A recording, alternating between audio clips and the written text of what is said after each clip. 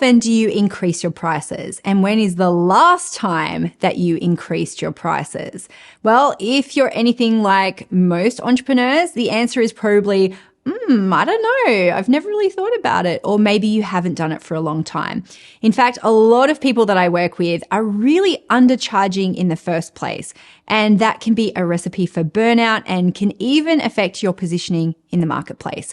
So increasing your prices is something that you can do regularly. You are the boss, and honestly, it does not have to be scary. But let's look about how you can justify it to yourself and to your clients without feeling bad or greedy.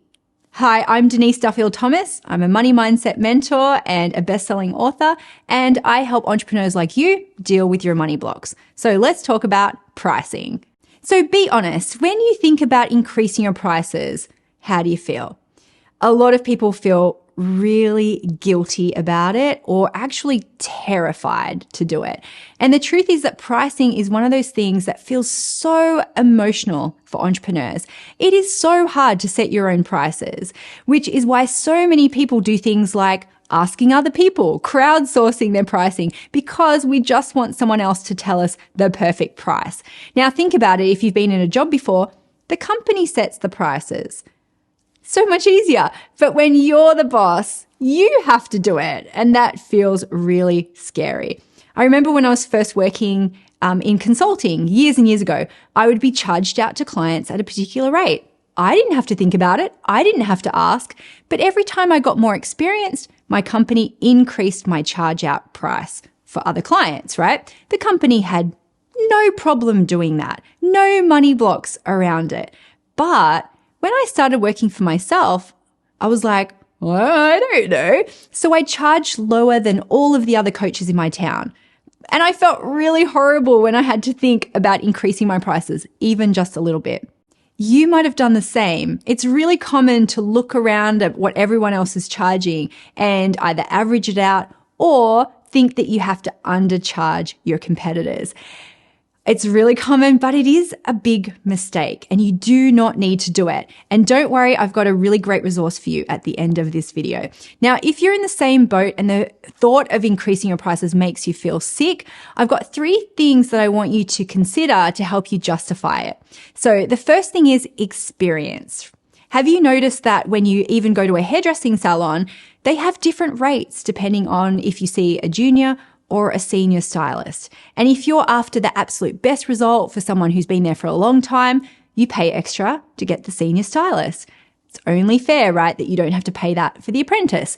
There is a price point for every market, for every budget. And this is true for pretty much any kind of business. Experience means better results for your clients. And then you can justify higher prices. If you've got a lot of experience, if you're confident about the results that you can get, and you can save them time or money with your expertise, then you deserve to charge accordingly. And you've got to remember that your knowledge and experience, it didn't come for free. It took time or effort or experience or blood, sweat, and tears to do that. So I see a lot of people who go into a new business, they're like, well, none of my experience counted because I'm in a slightly different area. But if you get your clients' results, all of your experience counts. And it's easy to forget that learning your craft, it did cost you time and money that now is saving your clients time or money or getting them a great result. Your clients are borrowing your years of training and expertise so they don't have to do it themselves. They don't have to learn through expensive trial and error. They're paying you to shortcut their success. So you can factor that into your pricing. Experience equals the right to charge more for what you offer. But let's look at the second factor, demand. So when you're in demand and you get booked up like weeks or months in advance, well, this could be time for a price increase. If you're back to back with clients with no time for a cup of tea or like even a pee break, I have been there. Maybe it's time to increase your prices. Now, I remember I used to get up at like 5 a.m. for my first international client of the day. I had client sessions all day long with no buffer in between. And that is not sustainable. So regardless of experience or longevity, If you're super popular because people want what you have, this is a sign that you're ready to put up your prices. And often you can increase your prices and the demand won't drop off all that much, even though we fear that we're never going to have another client again. Now, I'm not going to lie, not everybody will stay with you when you increase your prices. That's okay. Every time you increase your prices, you will lose some clients who are no longer in alignment with your rates. And that's okay because you need to be in alignment with your rates. And remember, if you increase your prices to where it feels better, you'd probably be making the same amount of money even if you had fewer clients. Also, some clients might be willing to pay extra for a VIP option for you or where they can get access to you straight away rather than waiting in line. But the principle is if you're popular, if you're getting booked out, you can justify increasing your prices because you're probably getting amazing results for your clients. Now, the third factor is what I call the awesomeness factor. Okay, this is the intangible bit, but you might be someone who's just really good at what you do. People love working with you. And you know what? You're allowed to charge an awesome rate for what you do. If you get great results, if they rave about you, if you know you can do it quicker and faster, it's totally okay to justify charging a price that reflects those results. Because if you can help save or make people a lot of money or improve their lives in any way, you are allowed to charge better rates for that. And that isn't just for business coaches, by the way. Almost every industry helps people improve their lives in a way that can translate to time or money. Now, you might think, oh, no, that might feel a bit icky. If you save people time and money, make their lives better, you absolutely can justify it. Okay, so you might be thinking, no, Denise, I can't increase my prices. What about the people who really need me, but they cannot afford me? Now, I know this feels hard, and this is honestly one of the biggest reasons why people resist raising their prices or charging premium rates because it doesn't feel fair. And we want everybody to be able to afford what we do. But here's the great news. When you're earning awesome money for what you do and win-win prices, it actually frees up a lot of time and energy and creativity. When you have mental space and time, then you can create other things that are more accessible for people who cannot afford to work with you one-to-one.